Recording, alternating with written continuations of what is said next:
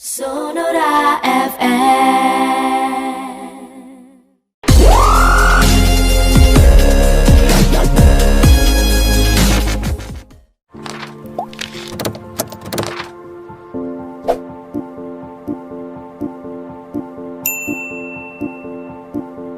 Mereka hanya mampu memeriksa maksimal 200 orang, ya, 200 orang maksimal itu. Sehingga kita lihat pada bulan April dan Mei itu ada hasil yang baru keluar 7 sampai 15 hari, bahkan ada yang sampai 20 hari baru keluar. Nah, sekarang BBLK punya kemampuan untuk memeriksa sekitar 400 orang per hari. 400 orang per hari ditambah PCR di tempat lain, yaitu ada di Rumah Sakit Pusri, ada di RSMH, ada di Rumah Sakit Siti Fatimah, ada di Rumah Sakit HR Bunda di Lubuk Linggau, ada di Rumah Sakit Bayangkara. Ini per hari kemarin Bayangkara juga udah mulai. Nah, ini semua bisa mampu memeriksa total ditambah BBLK tadi 800 orang per hari. Sehingga hasilnya bisa keluar dalam 2-3 hari. Itu rata-rata begitu. Prof, kalau di dalam keluarga itu sudah terkonfirmasi COVID-19, seperti apa Prof yang harus dilakukan Prof? Oke, jadi satu, kalau dia tanpa gejala atau ringan, itu cukup isolasi. Artinya orang di rumah itu jaga jarak aja sama dia. Walaupun dalam satu rumah ya. Yang dimaksud jaga jarak itu udah clear bahwa jaga jarak dimaksud adalah 1 meter. Jadi artinya dia punya jaga jarak 1 meter. Yang kedua, perkakas di rumah itu ya pisahkan. Artinya selama masa isolasi ini, makan minumnya, peralatannya itu harus terpisah dari anggota keluarga yang lainnya. Jadi nggak apa-apa, nggak jadi masalah. Ini konteksnya. Dalam bukti ilmiahnya penularannya sangat kecil atau tidak mungkin pada orang yang gejala ringan dan tanpa gejala. Itu yang pertama. Yang kedua, kalau yang positif dan sedang, itu segera bawa ke rumah sakit supaya dievaluasi oleh dokter. Keputusannya adalah keputusan dokter. Ya, kalau saya menganjurkan kepada seluruh rumah sakit, saya menganjurkan supaya yang sedang ini tetap dirawat. Karena kita tidak tahu, jangan-jangan nanti sedang menjadi berat, kira-kira begitu. Syukur alhamdulillah kalau memang sedang menjadi ringan. Nah, yang ketiga, kalau ada keluarganya yang positif dan sakit berat, itu mutlak segera ke rumah sakit. Dan semua rumah sakit insya Allah bersedia, karena memang itu dijamin oleh pemerintah, baik melalui Kementerian Kesehatan maupun BPJS. Itu. Apakah semua anggota keluarga harus diperiksa, Prof? Oke. Jadi nanti akan ada seperti saya sampaikan di awal tadi, yang akan diperiksa itu yang masuk suspek adalah orang yang ISPA, infeksi saluran pernapasan akut, dan orang yang kontak erat. Jadi sudah pasti memang yang jalur vertikal dalam hal ini adalah keluarga, bukan horizontal ya. Vertikal itu artinya jalur keluarga yang kontak erat itu semua akan diperiksa. Tapi ingat ya, yang serumah ya, karena ada beberapa kasus misalnya orang tuanya tinggal di satu rumah, kemudian anak-anaknya tinggal di rumah lainnya, maka itu anak-anaknya walaupun itu jalur hubungan family, tapi tetap tidak usah diperiksa karena dia di lain rumah. Tapi yang satu rumah dan memang ada hubungan, termasuk di rumah itu pembantu juga harus dilakukan tracing atau pemeriksaan. Prof, kalau diminta swab itu artinya apa ya Prof ya? Oke, diminta swab artinya diminta untuk dilakukan pemeriksaan PCR. Artinya orang ini termasuk kelompok suspek tadi, suspek atau curiga. Jadi maka dia harus dipastikan hasilnya apakah positif atau negatif. Nah itu. Dan saran saya tolong dicamkan, begitu diambil swab atau lebih tepat lagi, begitu diberitahu mau di swab, maka lakukanlah dia isolasi sudah. Harus dia isolasi. Supaya nggak kecolongan. Kalau nantinya positif, insya Allah dia nggak menularkan karena sudah isolasi duluan. Tapi kalau dia misalnya udah dikasih tahu, besok ya tanggal 27 Juli kamu akan diswab. Kemudian santai-santai saja sampai tanggal 27 Juli itu. Belum tentu 27 Juli petugasnya datang. Jangan-jangan baru datang tanggal misalnya 28 atau 29.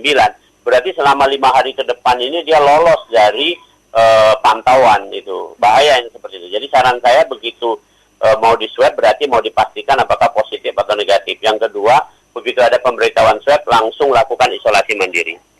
Prof, apakah butuh 2 kali swab atau seperti apa Prof? Oke, baik. Sekarang bahkan yang tanpa gejala dan ringan tidak butuh swab untuk yang setelah 14 hari. Bahkan tidak butuh. Ya, jadi artinya gini, orang yang positif pemeriksaan PCR-nya kemudian tanpa gejala atau ringan, maka setelah 14 hari dia nggak perlu diperiksa lagi PCR, sudah dinyatakan bebas dia, dinyatakan bebas. Itu satu. Yang kedua, kalau yang sedang sama yang berat itu cukup pemeriksaan 1 kali negatif, 1 kali negatif. Tapi tolong diingat keputusannya ada di tangan dokter, ada di tangan dokter. Jadi artinya 1 kali negatif, kemudian pandangan dokter kelihatannya butuh orang ini masih dilakukan evaluasi, ya nggak apa-apa. Tapi intinya prosedurnya hanya 1 kali. Prof, berarti sesudah swab mereka harus isolasi mandiri seperti itu, Prof?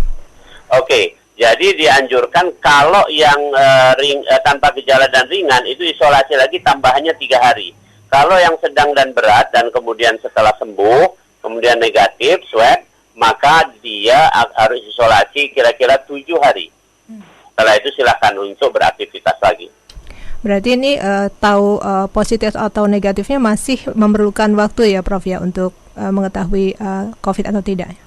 Oke, jadi saran saya begini, beberapa rumah sakit yang memiliki fasilitas PCR, terutama yang swasta ya, seperti Rumah Sakit Pusri, AR Bunda dan sebagainya, itu membuka kemungkinan untuk swab yang berbayar, kira-kira yang sendiri. Jadi kalau memang orang ini punya kemampuan untuk membayar dan orang ini membutuhkan informasi ini yang cepat, jadi misalnya di Rumah Sakit Pusri itu bisa dia periksa pagi, siang harinya sudah keluar atau sore harinya sudah keluar hasilnya.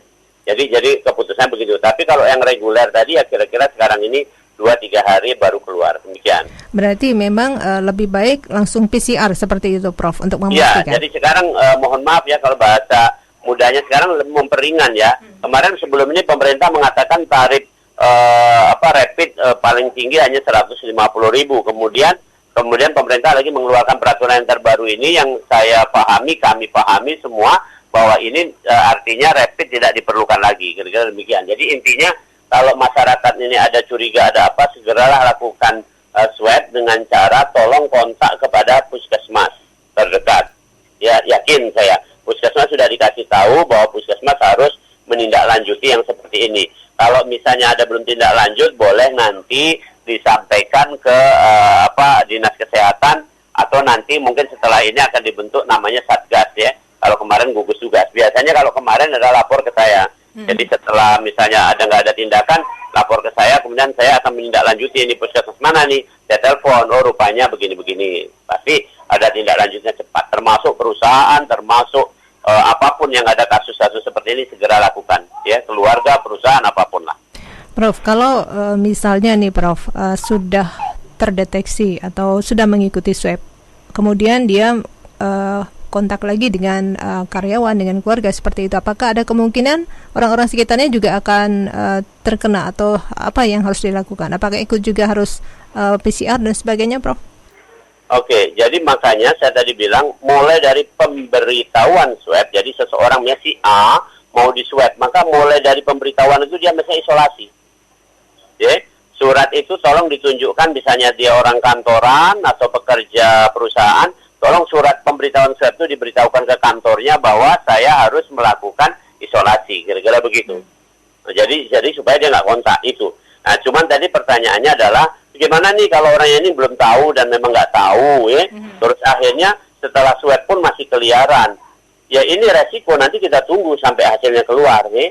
Kalau ternyata keluar kemudian dia positif, ya pasti orang yang tadi dia kontak selama 2-3 hari keliaran tadi harus dilakukan tracing atau pemeriksaan swab juga. Itu konsekuensinya. Baik. Ini memang ada kasusnya, beberapa hari lalu ada kasusnya.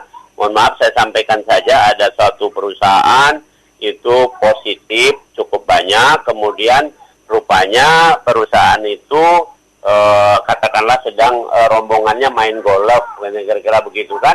Nah ternyata yang positif oke, sudah, yang kemudian yang pelayan di tempat golf itu yang ya apapun lah pegawainya di situ, kemudian dilakukan swab secara cepat ya, artinya dia periksa ke kami, kebetulan saya yang memeriksanya, pagi sampel dikirim, siang harinya saya kasih tahu bahwa orang yang pegawai ini tadi, yang pegawai pelayan di golf tadi positif. Maka kemudian dilakukan tracing, pemeriksaan semua orang yang ikut main golf itu. Kenapa? Karena ini tadi nggak tahu orang yang pegawai ini tadi, yang pekerja pelayan di golf tadi nggak tahu dia. Itu ceritanya. Baik, Prof. Ada yang ingin disampaikan terkait dengan sampai saat ini masih cukup tinggi ya, Prof, untuk COVID-19 di Sumatera Selatan, Prof. Ada yang disampaikan, Prof? Jadi intinya begini, sampai hari ini angka penularan, angka R-nya disebut R ya, R0 atau R1, nah itu angka R-nya itu masih di atas 1. Masih di atas 1, tapi tidak sampai 2 ya, tidak sampai 2, jadi 1, masih di atas 1. Artinya apa? Kita harus tetap waspada dan kemudian tetap optimis. 2 itu yang pesan saya. Nah, untuk itu saya mau kasih tahu utamanya masker dan cuci tangan itu adalah tindakan minimal untuk proteksi. Tindakan minimal untuk proteksi. Jadi marilah kita biasakan itu ya, cuci tangan khususnya, ya, kemudian masker itu juga nggak pula harus setiap saat di tempat bermasker. Artinya masker pada tempat ketika memang dia berada di area resiko tinggi, kunjung ke rumah sakit, kunjung ke tempat yang sesak dan segala macamnya itu. Jadi pesan saya itu saja. Jadi intinya tetap waspada, tetapi tetap optimis juga. Yang kedua, masker dan cuci tangan jadikan suatu kebiasaan yang membudaya. Demikian. Baik, Prof. Terima kasih konfirmasinya siang hari ini, Prof. Selamat bertugas ya, Prof ya. Ya. Itu tadi anggota Satgas COVID atau gugus tugas COVID-19 Demisioner Sumatera Selatan sudah menyampaikan informasinya, Profesor Dr. Yuwono M. Biomed. Sonora FM.